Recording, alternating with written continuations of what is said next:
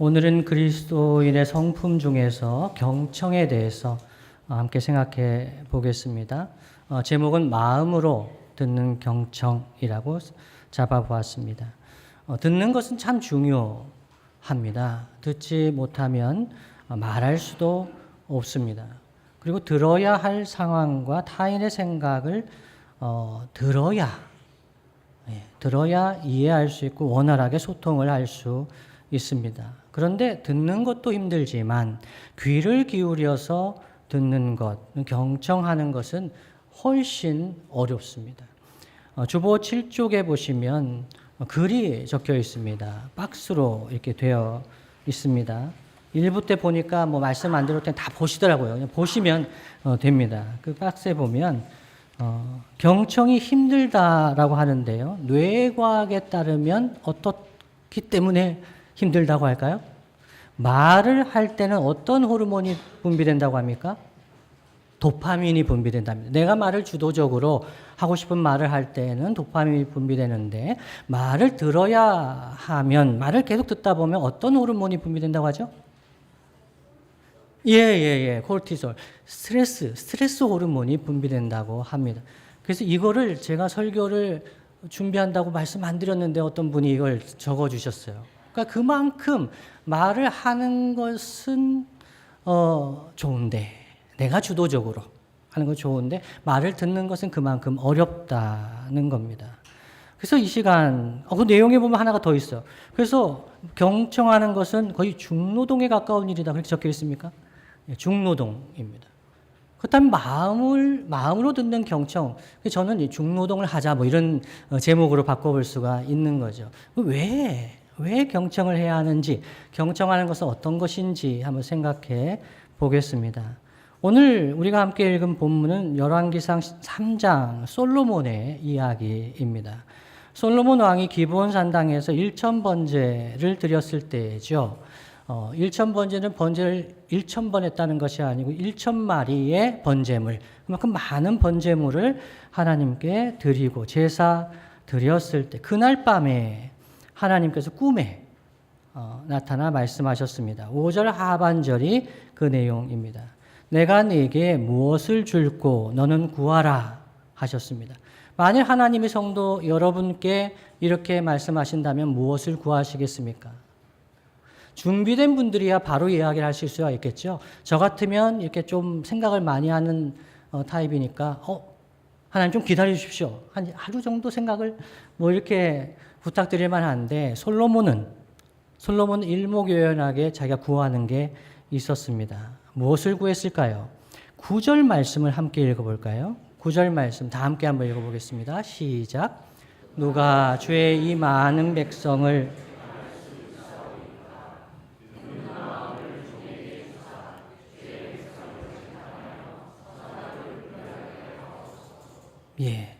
솔로몬은 듣는 마음을 종에게 주십시오 라고 간구했습니다. 여기서 듣는 마음이라고 번역한 표현을 새 번역에서는 지혜로운 마음이라고 번역을 했습니다. 그리고 개역 한글판 예전에 읽었던 성경에도 지혜로운 마음 이렇게 번역을 했지요. 근데 히브리어 원문에 보면 듣는 마음이 정확한 번역입니다.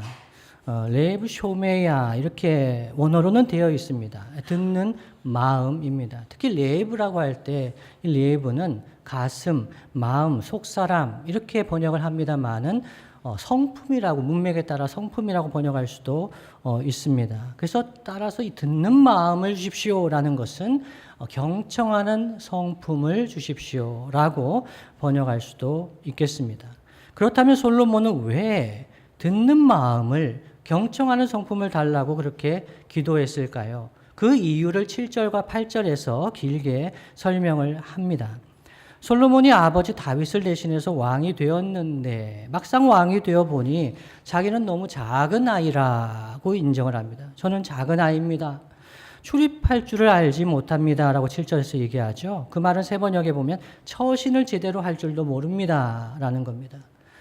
어떤 지도자, 어떤 위치, 어떤 직장에 가거나 어떤 직분을 맡으면 어떻게 처신해야 하는지 그런 어떤 프로토콜 같은 게 있습니다. 근데 잘 모릅니다. 그거 익히는데도 시간이 오래 걸립니다. 외교관들은 훨씬 더 복잡하죠. 그런 것을 이 솔로몬 모른다는 겁니다. 난 아직 어립니다. 그런데 특히 어려운 것이 있었는데요. 주님이 그에게 맡기신 백성이 수요가 많습니다. 셀 수도 없고 기록할 수도 없습니다. 8절이죠. 다른 말로 하면 재판하는 일이 너무 많다는 겁니다. 그래서 이 많은 백성을 재판하여 선악을 분별하기 위해서 하나님 저에게 듣는 마음을 주십시오. 라고 그렇게 기도했습니다. 그러자 솔로몬이 구한 것을 하나님께서 마음에 들어 하셨습니다. 10절이죠. 그래서 솔로몬이 자기를 위하여 구하지 않고, 다른 말로 하면 오래 사는 것을 구하거나 부자가 되는 것이나 아니면 원수를 제거해 달라고 그런 것을 구하지 않고, 저 같았으면 재판은 저 힘들어요. 하나님, 그냥 재판은 제가 아주 최고 상급심이 돼서 그냥 많이 안 하게 해주세요. 이렇게 할 수도 있었겠고요. 여러 가지 피하고 싶을 그런 마음도 있었겠지만, 이 솔로몬은 하나님께서 맡기신 사명, 그 백성을 잘 돌볼 수 있도록, 재판할 수 있도록, 다른 말로 재판할 때 사람들의 송사를 잘 듣고 선악을 분별할 수 있도록 지혜를 주십시오. 듣는 마음을 주십시오. 이렇게 간구한 거죠. 하나님이 이것을 기뻐하셨다고 합니다. 그래서 솔로몬이 구하지 않은 부와 영광과 장수의 복도 주셨다라고 본문이 이야기하죠.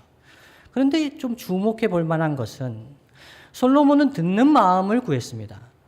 그런데 하나님은 그 솔로몬이 구한 것을 해석해서 지혜를 구했다고 이야기를 하십니다. 듣는 마음이 지혜라고 할 수 있을까요? 듣는 것이 지혜라고 할 수 있을까요? 때로는 너무 많이 들어서 문제가 더 꼬이게 되는 경우도 있습니다. 너무 많이 듣게 되면 이 일이 산으로 가는 경우도 있습니다. 지혜로운 지도자라면, 지혜로운 일꾼이라면 많이 듣지 않아도 그 상황을 잘 파악할 수 있는 그런 해안이 있는 것이 아니겠느냐, 이렇게 생각할 수가 있습니다. 많이 듣지 않아도 핵심을 파악할 수 있어야 지혜로운 것이 아닐까 하는 생각을 할 수도 있습니다. 예전에 이런 노래가 있었습니다. 말하지 않아도 알아요. 눈빛만 보아도 알아. 그냥 바라보면 마음속에 있다는 것.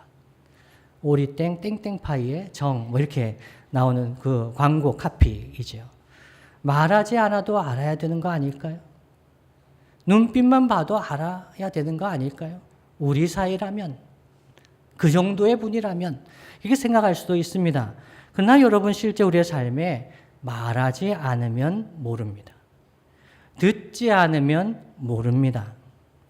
그래서 하나님께서 솔로몬에게 주신 것은 어떤 신적인 통찰력을 주신 것이 아닙니다.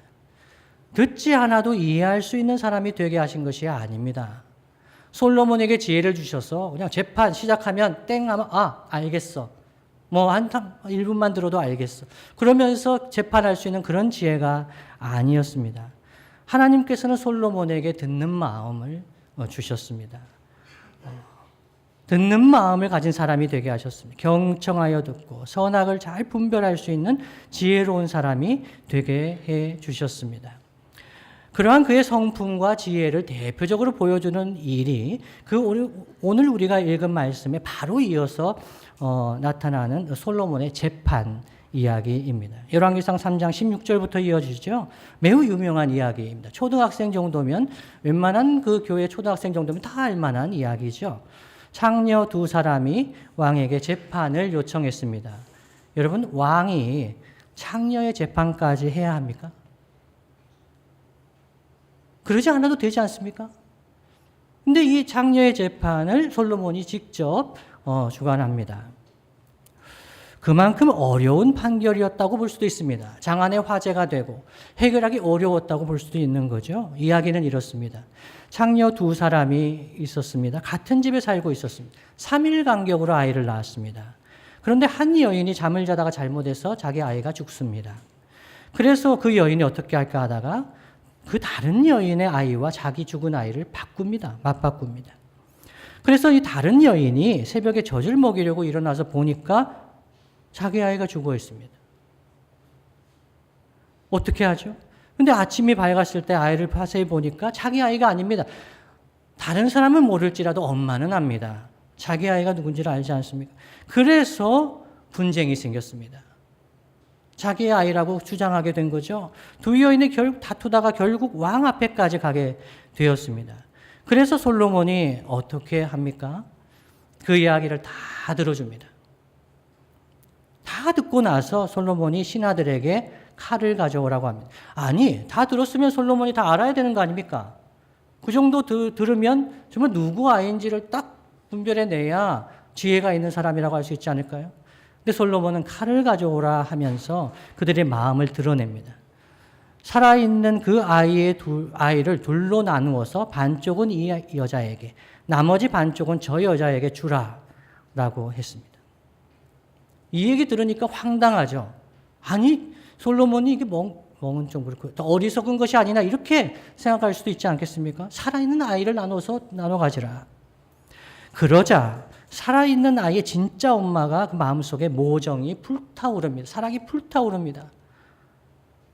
그러면서 이렇게 이야기하죠. 아이를 저 여자에게 주셔도 좋으니 제발 아이를 죽이지 말아주세요. 이렇게 이야기를 합니다. 다른 여인은 어떻게 이야기합니까? 어차피 누구의 아이도 될 수 없다면 차라리 나눠 가집시다. 이렇게 이야기를 합니다. 그 두 사람의 마음이 드러나게 되는 거죠. 그때 솔로몬이 최종 판결을 내립니다. 산 아이를 저 여자에게 주고 결코 죽이지 말라. 저 사람이 그의 어머니다. 이렇게 판결을 해줍니다. 솔로몬의 이 판결을 통해서 경청을 볼 수가 있는데요. 솔로몬은 두 여인의 이야기를 다 들었습니다. 그리고 나서 그 여인들의 마음의 이야기를 들을 수 있도록 질문했습니다. 기회를 줬습니다. 그러고 나서 선악을 잘 분별하게 되어 판결을 했습니다. 그래서 오늘 이 이야기 말씀을 통해서 저는 경청에 관해서 세 가지 교훈을 함께 생각해 보고자 합니다. 첫 번째는요, 경청은 내가 먼저 침묵하고, 즉 말하는 것을 미루고 타인의 말을 먼저 듣는 것, 이것이 경청입니다. 내가 말을 하면 그 사람이 말을 할 수가 없습니다. 내가 말하는 것을 멈추고 미루고 침묵하고 타인의 말을 먼저 듣는 것, 그것이 경청입니다. 야고보서 1장 19절 말씀에 이렇게 말씀합니다. 내 사랑하는 형제들아, 너희가 알지니 사람마다 듣기는 속히 하고 말하기는 더디하며 성내기도 더디하라 말씀합니다. 야고보 장로의 본면이죠. 듣기는 속히 하고 말하기는 더디하며 성내기도 더디하라. 이 말씀이 들을 때 그 사람에게 나 빨리 들어야 되니까 빨리 말하세요 라는 게 아닙니다. 속히 들으라는 것, 그런 게 아닙니다. 말하기는 더디하라는 것이 말할 때 천천히 말하는 것이 아닙니다. 내가 말하기 전에 내가 말하는 것을 미루고 그 사람이 말할 수 있도록 듣는 것을 먼저 하라, 이런 말씀이 되겠습니다. 그래서 먼저 듣는 것은 타인에 대한 배려입니다. 그래서 겸손하고 온유한 사람도 먼저 듣습니다. 겸손하고 온유한 사람의 특징입니다. 말하기 전에 먼저 듣습니다. 그래서 먼저 말하는 사람은 자기가 존중받았다고 느끼게 됩니다. 물론 예외도 있습니다. 먼저 말하면 피해를 당하는 경우에는 먼저 말하는 것이 배려가 아니죠. 어려운 발표를 해야 하거나 토론을 해야 하거나 회사에서 굉장히 어려운 일을 가지고 회의를 할 때 먼저 이야기하십시오라는 것은 배려와 존중이 아닙니다. 그러나 대화할 때, 어려운 일이 있을 때 그 사람의 이야기를 들어주는, 먼저 이야기할수록 도와주는 것은 배려입니다. 솔로몬의 경우 재판이니까 왕이 먼저 듣는 것이 당연하다고 생각할 수가 있을까요? 실제로는 왕 앞에서 말하는 것 자체가 쉽지 않았을 겁니다. 왕 앞에 섰습니다. 두 여인이 자기 말을 자유롭게 할 수 있다. 이것은 그 고대 문화에서는 상상할 수가 없는 일입니다. 자유인이나 귀족이더라도 왕 앞에서는 이야기하는 것을 조심해야 하는 것이지요. 지금도 실제 법정에서는 아무리 유력한 변호사의 변호를 받더라도 말 한마디 하기가 어렵습니다. 대부분 서류로 처리를 합니다. 만나주지도 않습니다. 들어주지 않습니다. 지금 이 시대에도 억울한 사람들은 말할 수가 없습니다. 판사 앞에 서서도 말을 할 수가 없습니다. 검사가 이야기를 하는 겁니다. 검사가 다 이야기를 하고 판사는 서류를 보는 겁니다. 변호인에게도 얘기할 기회가 거의 주어지지 않습니다. 그런 상황에서 만일 제가 이 여인이었다면, 이 억울한 여인이었다면 왕 앞에서 제 말을 먼저 다 할 수 있는 것만으로도 존중받았다고 느꼈을 것 같습니다. 이것이 첫 번째입니다. 경청은 말을 먼저 할 수 있도록 해주는 거죠. 두 번째는요, 경청하는 것은 충분히 듣는 것입니다. 귀를 기울여 듣는다는 충분히 들어주는 거죠. 충분히 듣지 않고 타인이 아직 말을 하고 있는데 자기의 말을 불쑥하는 경우도 있습니다. 이것을 전문 용어로 말을 끊는다라고 합니다. 내 말을 끊었어요 라는 겁니다. 굉장히 힘들어 합니다. 예전에 한 20, 30년 전에는 말을 끊기는 것이 그냥 일상이었습니다. 그냥 내가 말을 한 것 자체가 대단한 거다 생각할 때가 있었습니다. 지금은 어떤 사람이 말을 하는데 말이 끊겼다, 대단히 힘들게 생각합니다. 잠언 18장 13절 말씀에도 보면 성경은 이런 태도와 행동이 어리석은 것이라고 합니다. 제가 세 번역으로 읽어드립니다. 다 들어보지도 않고 대답하는 것은 수모를 받기에 알맞은 어리석은 짓이다 라고 합니다. 어떤 사람과 대화할 때 다 들어보지도 않고 그냥 대답을 합니다. 이것은 수모를 받기에 알맞은 어리석은 일이다. 이 수모는 누가 받는 걸까요? 1번 끼어드는 사람, 2번 말을 다 못한 사람. 예, 말한 사람이에요. 대답도 다 들어보지도 않고 먼저 말을 한 사람, 말을 끊은 사람, 수모를 받기에 알맞은 어리석은 짓이다 라고 합니다. 그렇다면 충분히 들어야 된다는 거 알겠어요. 그러면 어느 정도까지 충분히 들어야 합니까? 이게 세 번째입니다. 셋째로 마음의 소리가 들릴 때까지 들어야 합니다. 그 사람의 마음의 소리가 들릴 때까지 들어줘야 합니다. 어떤 사람이 말을 하고 있다고 해서 다 말하는 것은 아닙니다. 그 사람이 말을 잘 못하는 사람이거나, 외국인의 경우는 특히 그렇죠. 말을 잘 못하는 사람이거나, 어리거나, 겁이 많은 사람이거나, 아니면 직급이 좀 낮은 사람이거나, 이러면 말을 시작했을 때 대부분 횡설수설을 하기 쉽습니다. 저도 대학 이후로 사회생활하면서 위에 있는 분, 높은 분 앞에서 이야기를 할 때 한 1분 정도는 제가 뭔 얘기를 했는지 모를 때가 많았습니다. 내가 지금 바보구나. 내가 왜 이런 얘기를 하고 있지? 횡설수설을 하고 있다고 느낄 때가 많았습니다. 그러다가 제가 웃은 적도 있습니다. 웃긴다. 내가 이런 얘기를 하고 있구나. 어렵게 말을 꺼내는 사람은 처음에 말을 하더라도 말을 하는 게 아닙니다. 마음의 소리를 이야기할 때까지는 시간이 걸립니다. 환경도 조성이 되어야 합니다. 그런데 상대방이 내 말을 잘 들어주면 사람들은 그제서야 마음에 있는 말을 하기 시작합니다.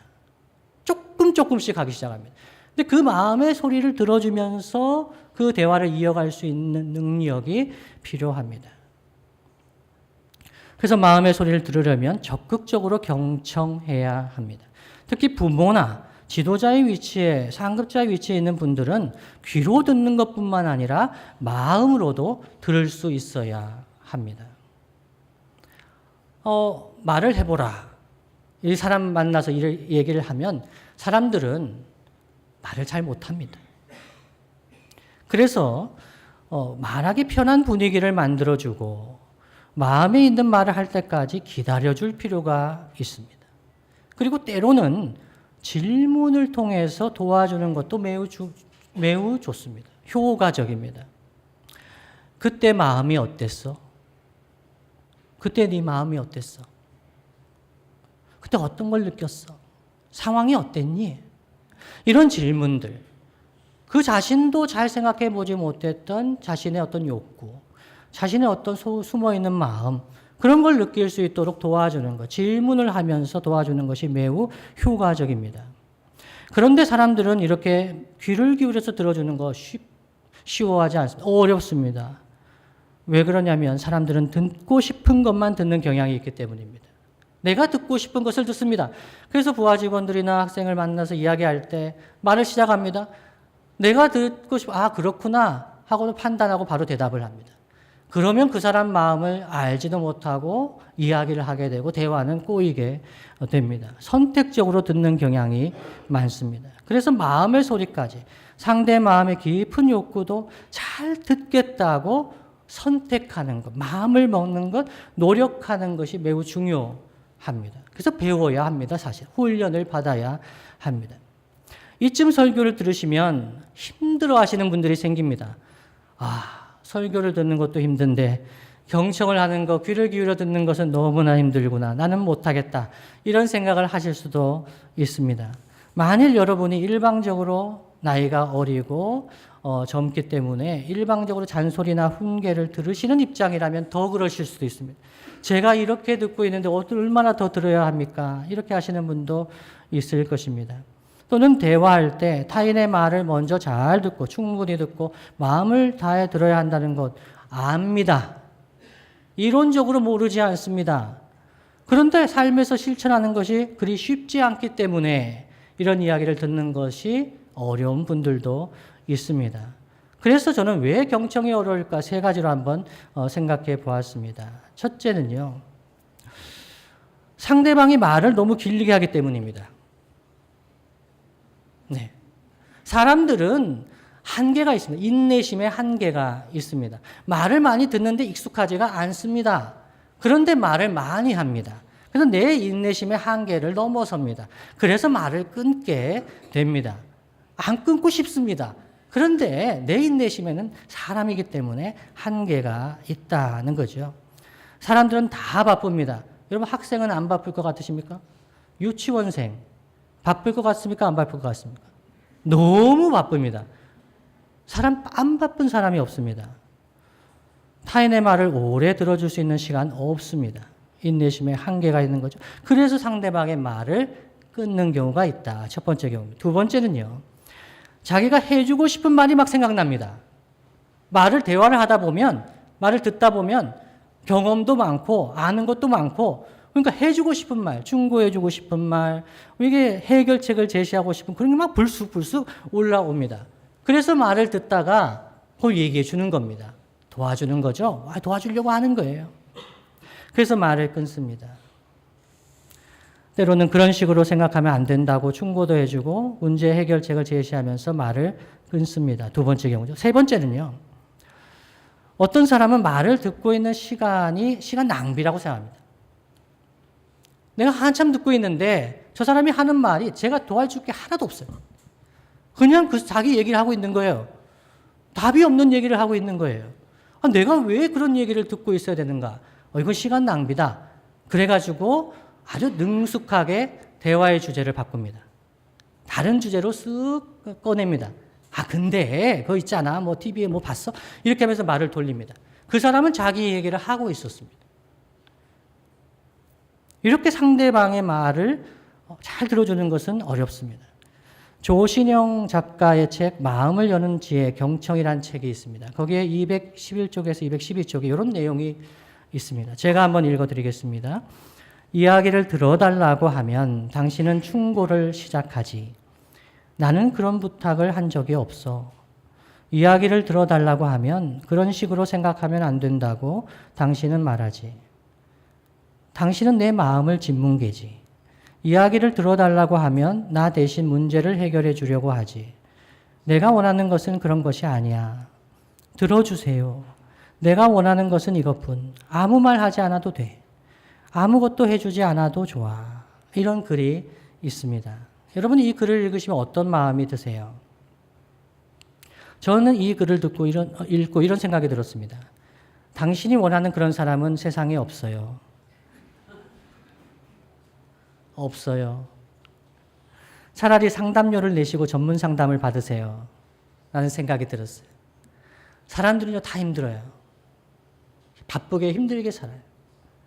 만일 그런데 여러분 주변에 마음을 다해서 경청해주는 분이 여러분 주변에 있다면 그 사람은 귀인입니다. 그 사람 정말 귀한 사람입니다. 절대로 놓치지 마세요. 귀한 사람입니다. 그러나 세상에는 내 말에 경청해주는 사람이 생각보다 그리 많지 않습니다. 먼저 말하게 해주고 충분히 끝까지 들어주고 존중하며 들어줄 정도로 시간이 많고 인내심이 강한 사람은 그리 많지 않습니다. 배우자요? 남편이라고 생각하는 분이 있습니까? 아예 기대하지 마십시오. 남편에게는 아예 기대하지 말아야 합니다. 만일 여러분의 남편이 경청해주면 이건 성령의 역사입니다. 성령께서 역사하신 겁니다. 남편이 오죽하면 내 편이 아니고 남편이라고 하겠습니까? 남편들은 다 경영학, 뭐라 그러죠? 경영학 박사. 남편들은 해결책을 아주 잘 이야기를 해줄 수 있습니다. 자기는 그렇게 하지 않아도. 아내는 어떨까요? 아내도 크게 다르지 않습니다. 자식 말 듣기도 바쁩니다, 아내들은. 아내들은 시댁 말 듣기, 사람들 들어줄 사람 너무 많습니다. 아내들 일하기도 바쁜데 남편 말 들어줄 시간이 있을까요? 예, 결혼하고 한 2년 안쪽에는 그럴 수 있습니다. 성령께서 역사하실 때죠. 그런데 바빠지고 힘들어지고 타인의 말을 들어줄 그런 힘이 없습니다. 그럼 우리는 어떻게 해야 될까요? 성도 여러분, 우리에게는 하나님이 계십니다. 우리 하나님은 우리의 말을 항상 경청해 주십니다. 시편 116편 1절로 2절 말씀 이렇게 말씀합니다. 함께 한번 다 읽어볼까요? 시작. 여호와께서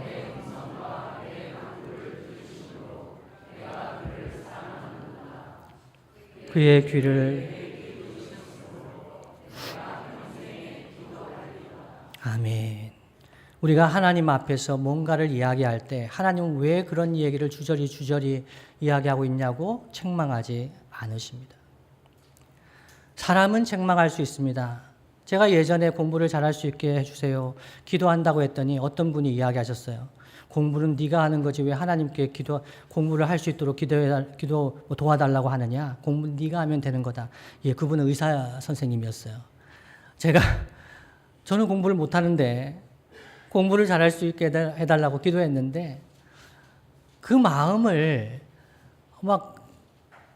거절당한 것 같았어요. 난 기도도 이런 기도도 못하면 도대체 하나님 앞에서 무슨 기도를 하지? 근데 하나님은 우리의 그 시실콜콜한 것 같고 정말 의미 없어 보이는 것 같고 그냥 우리가 하면 되는 것 같은데 하나님은 그 어려운 얘기들 다 들어주십니다. 오래 들어주십니다. 오히려 잘했다 그러십니다. 나한테 와서 이야기하는 거 잘했다. 마음을 쏟아놓으라고. 다 들어주십니다. 다 받아주시는 거죠. 여호와께서 내 음성과 내 간구를 들으심으로 내가 그를 사랑하는도다 합니다. 하나님이 내 마음의 소리를, 내 이야기를, 내 기도를 들으시는구나. 이것을 경험하신 분들은 사람을 붙들고 하소연을 하던 것이 줄어듭니다. 사람들은 붙들고 하소연을 하면은 멀어지기 쉽습니다.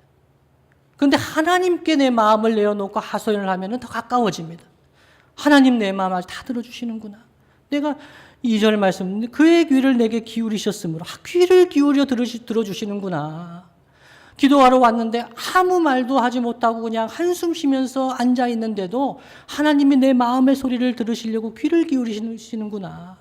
그것을 깨닫게 되면 내가 평생에 기도하리라. 그렇게 결심하는 거죠. 그래서 저는 하나님께 제 이야기를 자주 합니다. 왜냐하면 하나님은 경청하시지만 말씀은 많이 하지 않으시기 때문입니다. 하나님은 잔소리하지 않으십니다.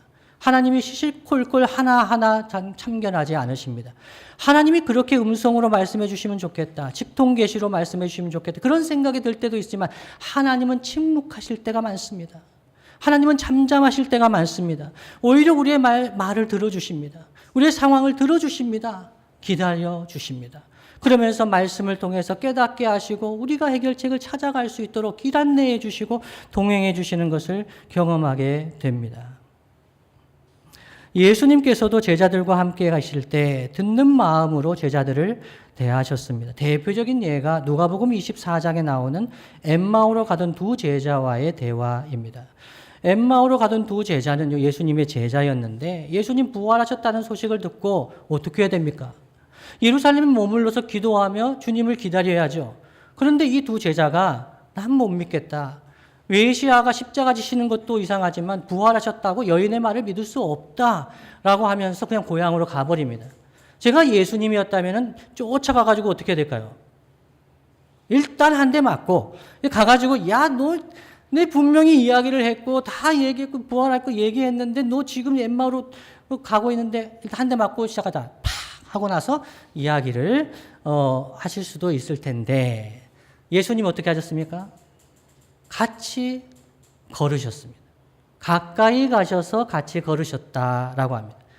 그러면서 물으셨습니다. 아니, 뭘 그렇게 이야기하고 걷고 있어요? 너희가 길 가면서 서로 주고받고 하는 이야기가 무엇이냐라고 질문하셨습니다. 그러니까 이 슬픈 빛을 띠고 있었던 이 두 제자가 당신은 그것도 모릅니까? 네, 지금 예루살렘에서 난리법석 발칵 뒤집혔는데 아니 메시아이신 줄 알고 그렇게 따랐는데 이분이 십자가 지고 죽으셨는데 더 황당한 거는 그 여인들이 와가지고 부활했다고 하는 겁니다. 도저히 이해할 수가 없습니다. 라고 하면서 가고 있었던 겁니다. 그때 예수님께서 그 이야기를 들으시고 오해하고 있는 것을 알게 하시고 그들의 욕구를 확인하고 마음을 확인하게 하신 거죠. 그러면서 모세와 모든 선지자의 글로 시작하여 모든 성경에 기록된 말씀을 설명해 주십니다. 그들이 틀렸다고 하시는 게 아닙니다. 설명을 해주시면서 그 뒤에 이 제자들이 고백하는 걸 들으면 그 말씀을 들을 때 그들의 마음이 뜨거워졌다라고 얘기를 합니다. 그러면서 예수님께서 뭘 설명해 주신 겁니까? 그리스도께서 메시아께서 십자가 고난을 받고 영광에 들어가야 한다는 것 이것을 뒤에 가르쳐 주셨습니다. 요약하자면 예수님은 먼저 가까이 가셔서 함께 동행하셨습니다. 그리고 질문하셨습니다. 충고하실 만도 했습니다. 지적해 주실 만도 했습니다. 그걸 왜 모르셨겠습니까? 예수님이. 다 아셨습니다. 그런데 예수님은 그들이 깨달을 수 있도록 질문해 주십니다. 그리고 들어주시고 말씀해 하시는 거죠. 그래서 슬픔과 오해를 이해하시고 가르쳐 주셨습니다. 말씀을 마무리하겠습니다. 주님이 사랑하시는 성도 여러분, 이 땅에서 우리는 주님의 몸으로 예수님의 제자로 이 땅의 삶을 살아갑니다. 그래서 우리는 교회로서 성도로서 그리스도 예수의 삶을 이 땅에서 살아갑니다. 예수님을 닮아서 예수님이 우리 그리스도의 몸을 통해서 예수님의 일을 하십니다. 그 백성의 이야기를 경청해 주시고 들어주시는 주님은 교회를 통해서 이 세상의 사람들이 말을 할 수 있도록 하십니다. 그래서 교회는 말을 많이 하는 곳이 아닙니다. 교회는 말을 많이 들어줄 수 있는 곳이 되어야 합니다. 그래서 사람들의 말을 경청하는 예수님의 제자 공동체가 되면 좋겠습니다. 목소리를 낼 수 없는 분들의 이야기를 들어주는 것만으로도 그것이 섬김이 될 때가 있습니다. 2024년 1월 21일에 교회는 이태원 참사 유가족들을 초청해서 간담회를 했습니다. 그때 제가 2023년에 다른 간담회에 갔었습니다. 영등포 산업선교회에서 하는 간담회에 갔는데 그때 이야기를 하는 중에 아무도 들어주지 않는다는 겁니다. 이태원 참사 유가족들의 이야기를 아무도 들어주지 않는다. 언론에서도 들어주지 않고 아무도 들어주지 않는다. 특히 안 들어주는 데가 어디냐? 교회라고 얘기했습니다. 그 패널 중에 한 분이 유가족 중에 한 분이 교인이었습니다. 근데 자기 교회에 갔는데도 아무도 들어주지 않더라는 겁니다. 목사님뿐만 아니라 모든 성도들이 쉬쉬하는 겁니다. 얘기하지 말자는 겁니다. 너무너무 고통스러워서 이야기를 한 거죠. 제가 그 이야기를 듣고 이야기 나누고 당회에서 하자. 이태원 참사 유가족들이 이야기를 들어보고 그래서 모셨습니다. 오셔서 저희가 한 거 별로 없습니다. 그냥 그분들 이야기 들어주는 거죠. 말을 할 수 있다는 것만으로도 위로받는 경우가 있습니다. 오늘 오후 2시에는 지하식당에서 동그라미 마무리 모임을 합니다. 지난 주일까지 총 10번의 모임을 마쳤습니다. 일종의 쫑파티라고 할 수 있겠습니다.